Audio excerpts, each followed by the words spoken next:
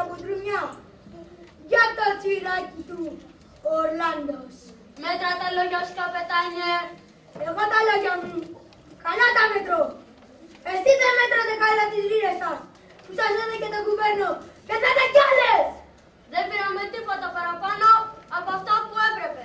Αλλά χάσει και λίγο μυαλί σας, μια ζωή. Τι θα ρείτε, μωρέ, μόνο εσείς προσφέρετε στον αγώνα. Όχι, προσφέρετε κι εσείς. Πώς δεν προσφέρετε? Τις υπηρεσίες σας. Με το αζημίωτο φυσικά. 5.000 λίρες έφαγε η Γαρπουλή στον Οδύνο. Είχε βέβαια και καλή παρέα.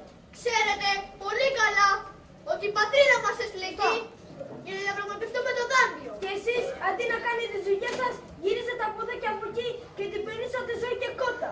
Εδώ που τα λέμε, βιαστήκατε να βάλετε όλες τις υπογραφές σας.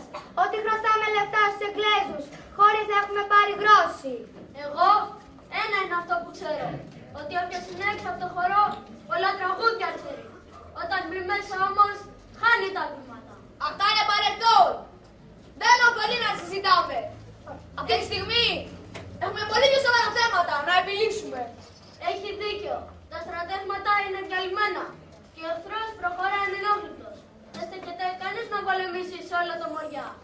Και ποιος φταίει, μωρέ, που ο στρατός σκόρπισε?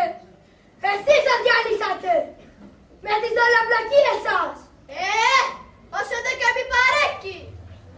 Δεν θα λέει ο καθένας ότι του κατεβαίνει από το άλλο κεφάλι. Πώς είπατε να μιλήσετε? Με το να κατηγορούμενα στον άλλον. Δεν οδηγούμαστε πουθενά. Τα λόγια είναι ωραία και την τεχνιστικά έχεις μια χαρά. Και εσύ και όλος το συνάφι. Μα εδώ θέλει πράξεις. Η μαρινέρη μου είναι απλήρωτη 6 μήνες. Και τα σκέρι το δικό μου δεν έχει δει γρόση. Πού να θα τους τάξατε?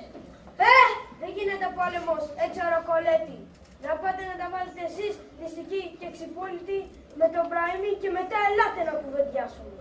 Οι ανάγκες του αγώνα είναι πολλές και μεγάλες. Και το γνωρίζετε όλοι αυτό. Η κυβέρνηση θέλει.